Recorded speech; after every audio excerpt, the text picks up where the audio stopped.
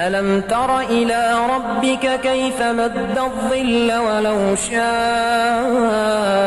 لجعله ساكنا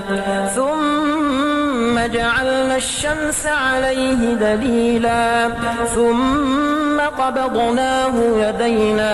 ثم قبضناه إلينا قبضا يسيرا وهو الذي جعل الليل لباسا والنوم سباتا